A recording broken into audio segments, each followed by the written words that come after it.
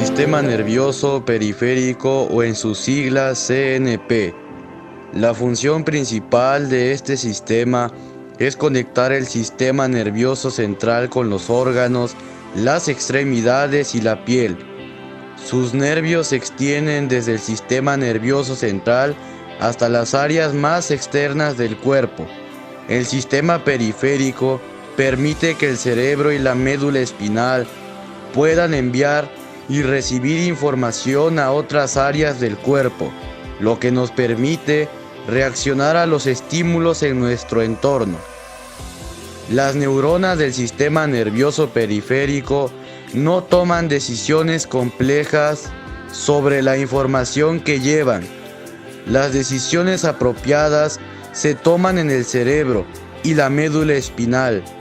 Sin embargo, sin la capacidad del sistema nervioso periférico para llevar la información sensorial y motora, sería imposible para una persona caminar, hablar, ir en bicicleta o incluso mirar televisión. Sin la capacidad de captar información y enviar respuestas, el cerebro sería inútil. Importancia del sistema nervioso periférico. El sistema nervioso periférico es de gran importancia para nuestra vida, porque es el que integra recepción del medio ambiente, funcionamiento y razonamiento, así como el control de nuestras acciones.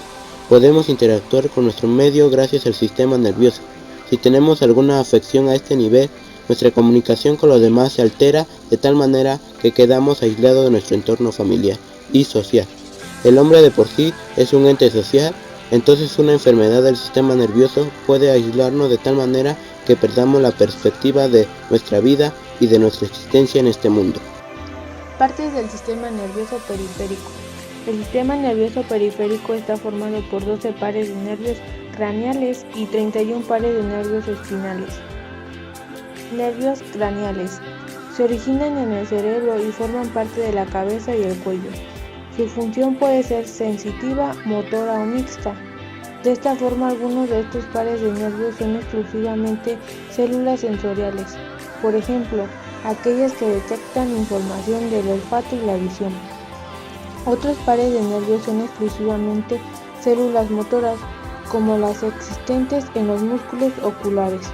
También hay pares de nervios que tienen tanto las células sensoriales y motoras, por ejemplo, aquellos implicados en el gusto o en la deglución.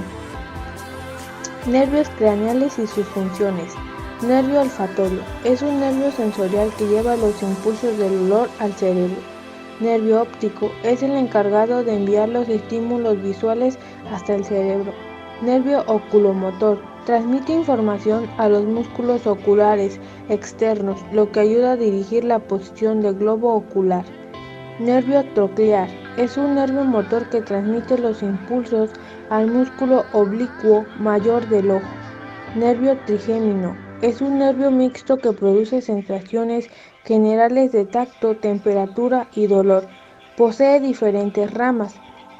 Nervio abducente. También es un nervio mixto. Lleva los impulsos al músculo recto externo del ojo. Nervio facial.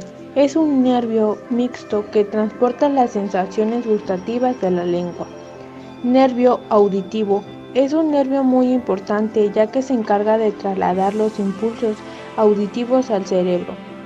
Nervio glosofaringeo. Es mixto y lleva la información de la piel, del oído externo y de las membranas mucosas de la región faringea, así como del oído medio y del tercio posterior de la lengua. Nervio vago. Es un nervio mixto que lleva los impulsos desde la faringe, laringe y otros órganos más internos hacia el cerebro. Nervio accesorio. Tiene una función motora. Se asocia con los músculos de las vísceras torácicas y abdominales, así como los músculos de la espalda.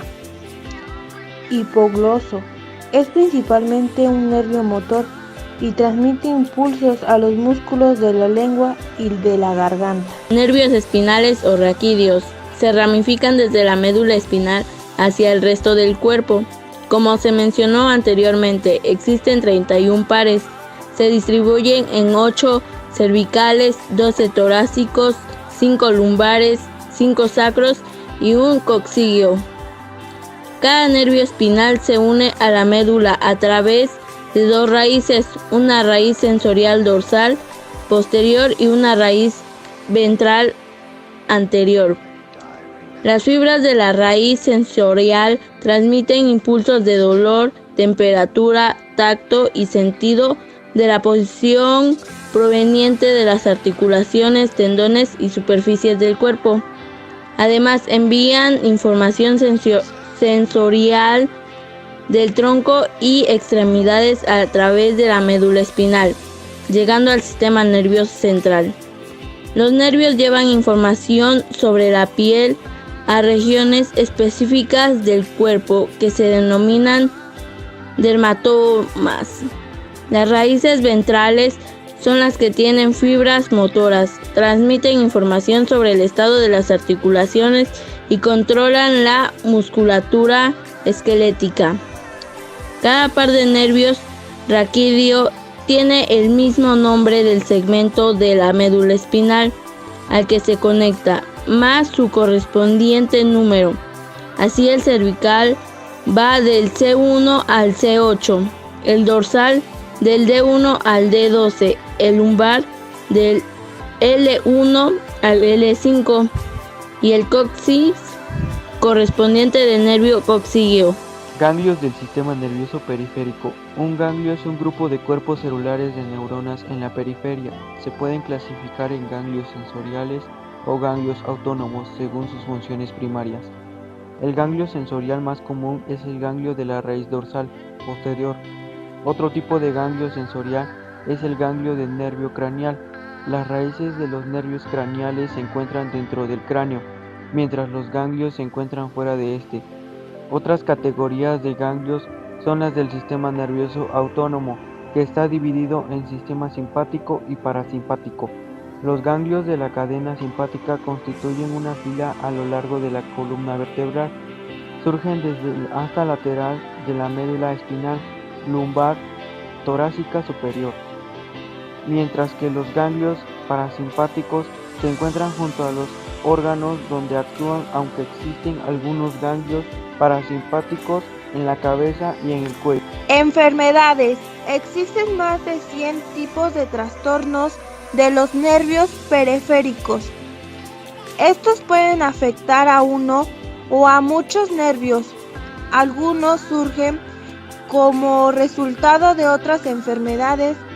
Entre estos se encuentran el plexo braquial. El plexo braquial es la red de nervios en la que envía señales desde la médula espinal hasta el hombro, el brazo y la mano. Las lesiones del plexo braquial se producen como estos nervios se estiran, se comprimen o en los casos más graves se desgarran o se desprenden de la médula espinal. Las lesiones leves del plexo braquial, conocidas como puntadas o ardores, son frecuentes en los deportes de contacto, como el fútbol americano. En ocasiones, los bebés sufren lesiones del plexo braquial durante el nacimiento. Otros trastornos, como la inflamación o los tumores, pueden afectar el plexo braquial. Síntomas. Los signos y síntomas de una lesión del plexo braquial pueden variar en una gran medida según la gravedad y la ubicación de la lesión. Por lo general, hay un solo brazo afectado. Lesiones menos graves. Un daño menor a menudo se produce durante los deportes de contacto, como el fútbol o la lucha, cuando los nervios plexobraquiales se estiran o se comprimen.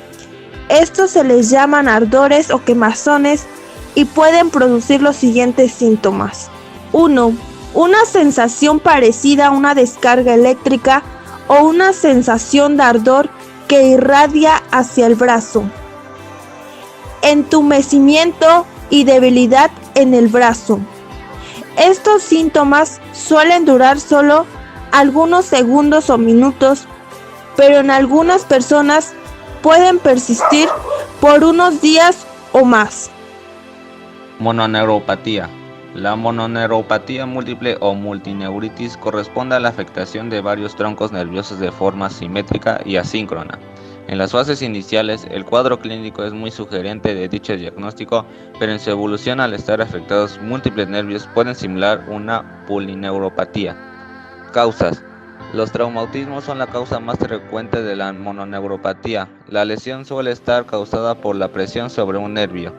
Compresión prolongada de un nervio que pasa cerca de la superficie del cuerpo próximo a un hueso prominente, como un nervio en un codo, un hombro, una muñeca o una rodilla, como ocurre durante un sueño prolongado y profundo, especialmente en alcohólicos.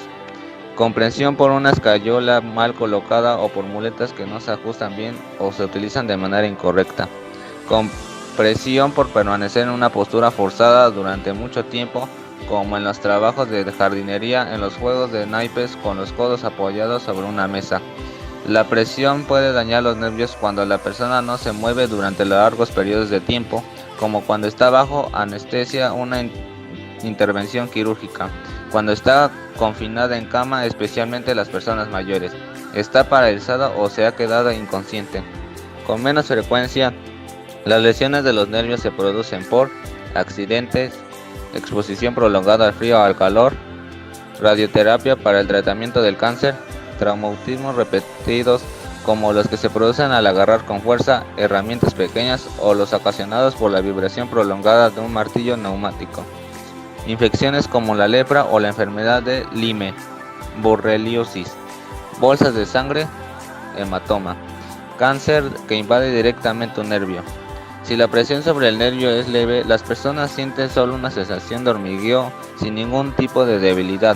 Por ejemplo, el golpe en un codo, hueso de la risa, o cuando se duerme un pie. Estos episodios se consideran mononeuropatías temporales. Síntomas. En la zona inervada por el nervio lesionado se producen sensaciones anormales, incluyendo sensación de hormigueo o pérdida de sensibilidad. El dolor y la debilidad muscular no siempre aparecen. En ocasiones la debilidad se traduce en parálisis que pueden conducir a un acontecimiento y endurecimiento permanentes de los músculos, contracturas. Parálisis plexo-lumbar. Las fracturas del sacro y del anillo pélvico son causa de lesión del plexo lumbar sacro. El hematoma resultante tras la fractura o la propia fractura ocasionan daño de las estructuras nerviosas a nivel retroperitoneal. Tradicionalmente, este tipo de lesiones nerviosas han sido tratadas de forma conservadora, con un resultado final insatisfactorio. La pelvis confiere protección al plexo, por lo que la patología traumática es menos frecuente que a nivel cervical. Los traumatismos que producen alteración del anillo pélvico suelen ser muy violentos. Por ejemplo, atropellos y las lesiones se pueden localizar tanto a nivel de raíz, plexo o nervios terminales. Tratamiento: radioterapia. Se produce en el tratamiento de neoplasias testiculares en hombres, ginecológicas en mujeres o linfomas en ambos. El periodo de latencia es muy variable, desde meses hasta 2 a 3 décadas. Se caracteriza por debilidad en ausencia de dolor, ultrasonido y ejercicios de relajación.